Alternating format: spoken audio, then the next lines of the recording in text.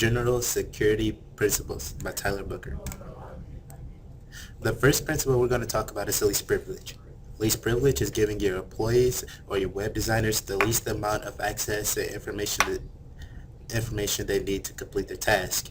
Many companies and corporations use this principle, such as Microsoft, Google, the FBI, CIA, Facebook, and Twitter, just to name a few. Here in the lower right hand corner we have a video reinforcing the principle of least privilege, so let's give that a watch.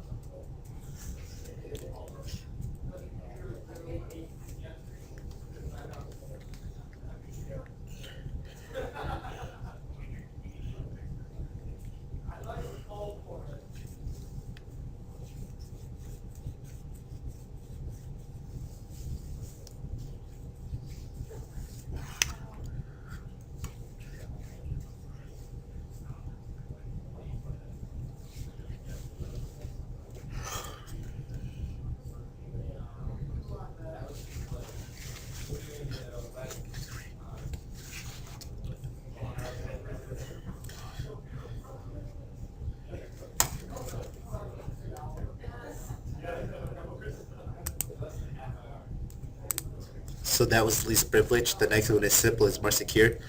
Basically, this is just saying the simpler and the smaller your network is, or the less things you have installed on your computer, the easier it will be to protect and secure. So on the left here, we have a standard Dell laptop, which should be very easy to secure and protect just using programs such as Norton.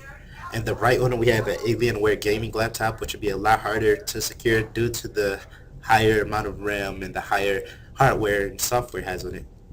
On the right, we have a local access network, or a LAN, of 4 computers, which would be a lot easier to protect and a lot easier to manage with a basic firewall compared to a wide area network or a LAN, which would be a lot harder to protect and secure due to the 15 computers and the 3 servers on it all rerouting to the router.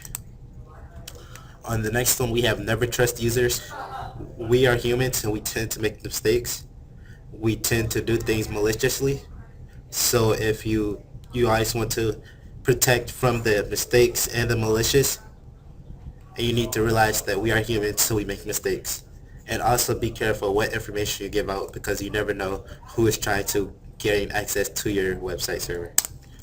The next one we have is expect the unexpected. It's very cliche, but it's very true. When you're having your website developed, you need to make sure that your website developer thinks of all the ways that a hacker could get in and out of your site, and how they could destroy your site and destroy your website server.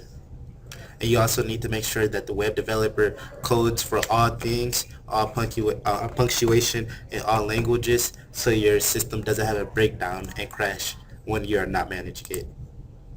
The next one we have is depth is the defense in depth. We have 3 main points to this. The first one is people. Getting your employees and your workers educated on web security is the most important thing. The easiest way to do this is by writing a security policy. The security policy clearly states all the things that a worker can and cannot do, and what information they can or cannot give out. The next one is technology.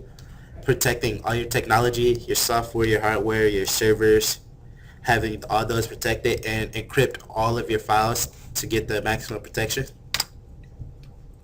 The next one is security through obscurity. The less information you provide, the easier it is to protect, and the less likely you'll get hacked. And finally, we have blacklisting and whitelisting. Whitelisting gives people more access than the normal user, while blacklisting gives people less access than a normal user for one reason or another. When you blacklist someone, you make everything available, which is backwards, until you state what they cannot access, while whitelisting is they can't access anything until you tell them what they can access. So I hope you learned a lot and you enjoyed this video. Thank you.